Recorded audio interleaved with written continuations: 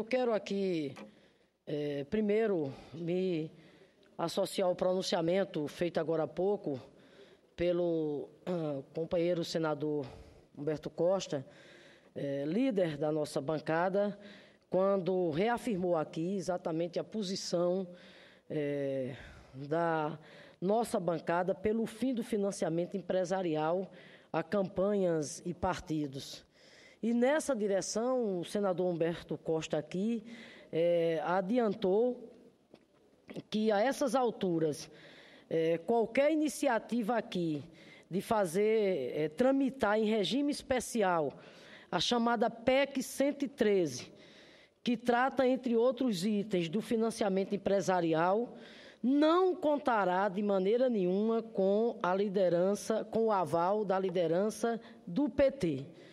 Por quê, senhor presidente? Porque é inaceitável que depois de tanto debate, depois de tanta luta, como disse aqui inclusive o senador Humberto Costa, depois daquela noite inspirada que foi nós termos derrotado por 36-31, senador Jorge Viana, a tese do financiamento empresarial a partidos e campanhas, que depois, senadora Vanessa, do Supremo Tribunal Federal, em decisão histórica proferida a semana passada, por 8-3, ter declarado inconstitucional o financiamento empresarial, decisão essa em sintonia exatamente com o que pensa a sociedade, porque todas as pesquisas apontam que o sentimento da sociedade é majoritariamente contra o financiamento empresarial de campanhas, que depois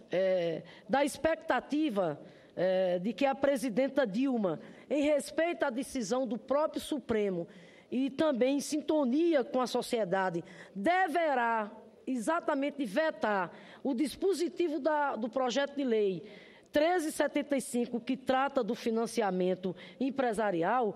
Portanto, senadora Vanessa, diante de todo esse quadro, é inaceitável e sustentável que venha qualquer iniciativa ou manobra parlamentar, né, com o intuito exatamente de trazer essa PEC para votação aqui no plenário do Senado e, numa eventual aprovação, sepultar exatamente a questão do fim do financiamento empresarial a partidos e campanhas.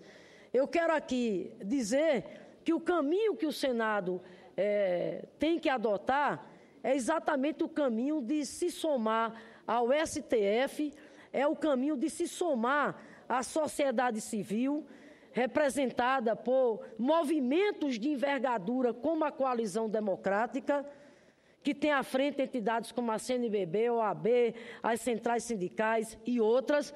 Movimento esse, sem dúvida nenhuma, senadora Vanessa, que tem sido um ator e um aliado muito importante nessa luta para que a gente possa exatamente avançar na direção de uma reforma política que, de fato, moralize, né, o sistema político eleitoral brasileiro. E não a gente, de repente, compactuar com reformas políticas, como foram as maioria das medidas, inclusive aprovadas na Câmara, que não passam de perfumaria, que não passam exatamente o quê? De acessórios, né? Medidas extremamente superficiais.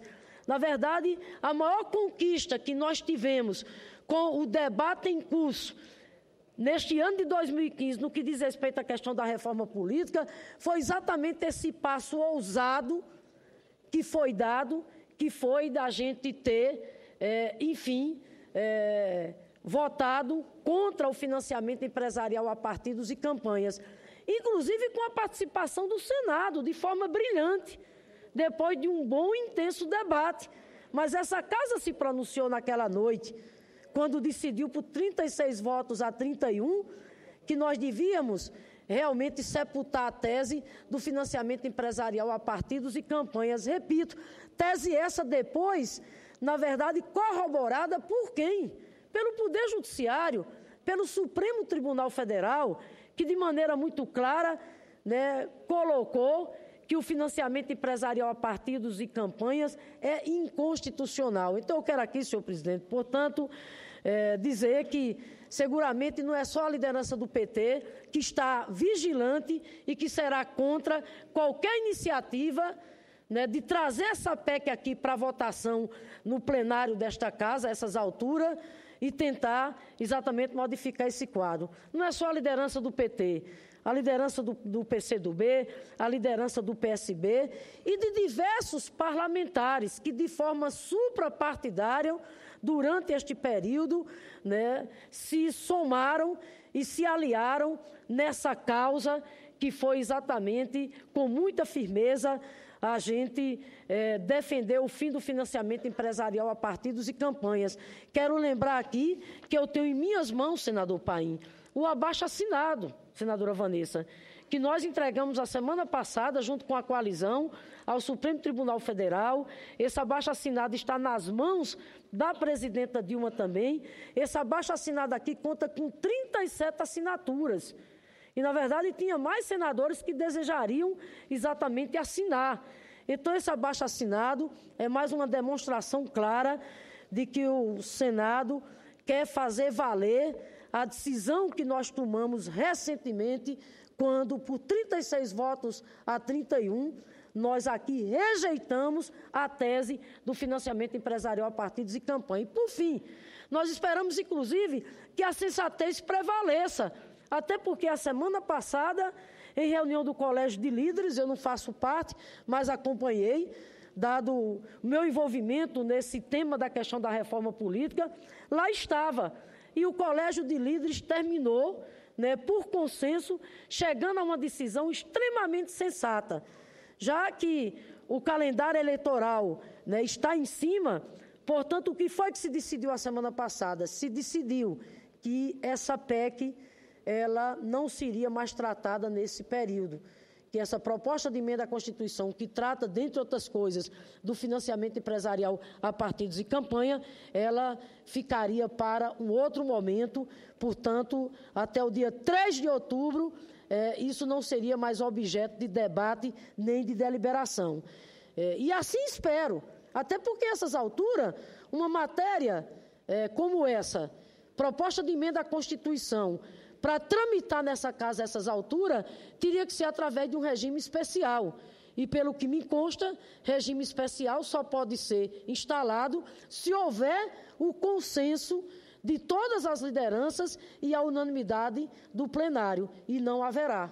E não haverá de maneira nenhuma. Portanto, o caminho, repito, de mais responsabilidade, de mais sensatez, levando em consideração, inclusive, a decisão que o próprio Supremo Tribunal Federal adotou e o desejo da sociedade, o caminho sensato é exatamente deixar essa PEC para um outro momento e vamos sim realizar as eleições de 2016 sem esse instrumento nefasto, comprovadamente um instrumento que não só causa desequilíbrios do ponto de vista da disputa política eleitoral, mas, por outro lado, né, com a influência do poder econômico, né, tem sido exatamente o que? Indutor dos grandes escândalos de corrupção e de impunidade no nosso país. Está na hora da gente dar um basta a tudo isso e eu espero, repito, que a sensatez, portanto, prevaleça. Por fim, senhor presidente, quero aqui também dar conhecimento que ontem nós realizamos lá em Natal uma audiência pública, audiência essa que foi realizada a meu pedido, através da Comissão Temporária do Senado, que acompanha as obras de transposição e revitalização do Rio São Francisco, comissão essa que eu integro, portanto, esta audiência pública foi solicitada através desta comissão.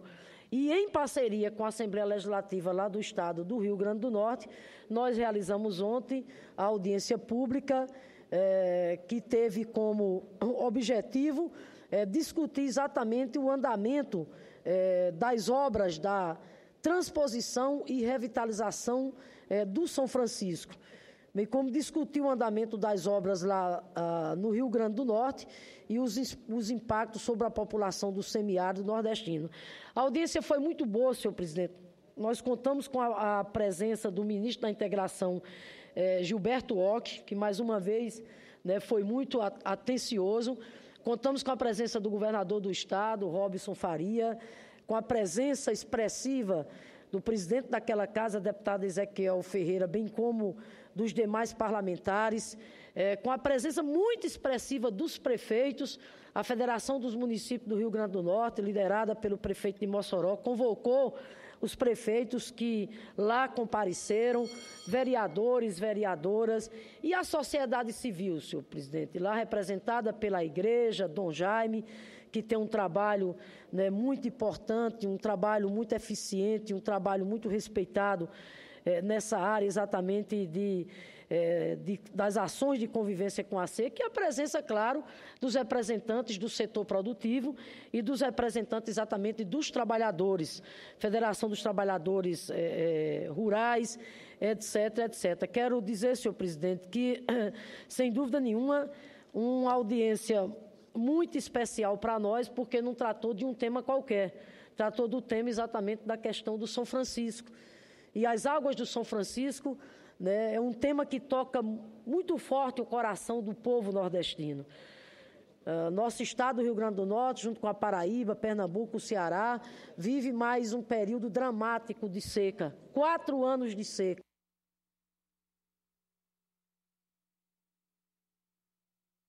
Já só concluído, senador Paim, uma das piores secas dos últimos anos. Tanto é que dos 167 municípios lá no Rio Grande do Norte, 153 estão em estado de emergência. Os reservatórios hídricos do nosso estado já estão pedindo socorro. O açude Gargalheira secou. O principal reservatório, que é a barragem Armando Ribeiro Gonçalves, ela só tem capacidade de abastecer a população lá do Rio Grande do Norte até setembro do ano que vem, se não chover. E para piorar o nosso drama, para aumentar a nossa angústia, os estudiosos apontam que, em função do fenômeno El Niño, 2016 pode ser mais um ano de seca. Por isso, senador Paim, só mais um pouquinho da sua generosidade, só para dizer que nós ficamos... Pois não, senador. Vou terminar. Nós ficamos lá ontem, né, muito gratos quando o ministro Gilberto Occhi garantiu, primeiro, que a obra de transposição e revitalização do Rio São Francisco, que já está com quase 80% concluída, será entregue no prazo previsto. Segundo, que não haverá contingenciamento de recursos para a obra do São Francisco. E terceiro, senador Paim, ele garantiu ao Rio Grande do Norte que a reivindicação que foi apresentada pelo governador e por toda a nossa bancada de um canal de 6 quilômetros, ligando Caiçara a São José, bem como ao Rio Açu Piranhas, esse canal de 6 quilômetros será construído para que as águas do São Francisco sejam antecipadas. Ou seja, porque se esse canal não for construído, essas águas só chegariam em 2017. E se não chover? Como é que vai ficar a nossa situação ano que vem? Daí, exatamente, a urgência de um lado, né?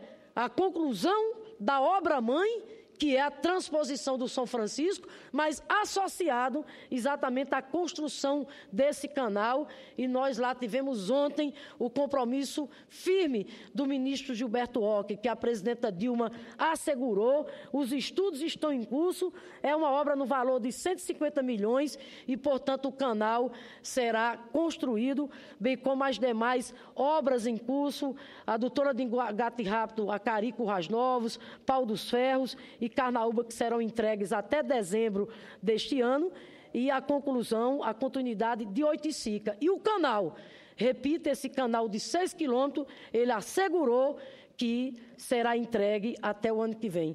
Senador Paim, muito obrigada e pela sua generosidade aí, porque nós estamos tratando de um tema aqui também de vital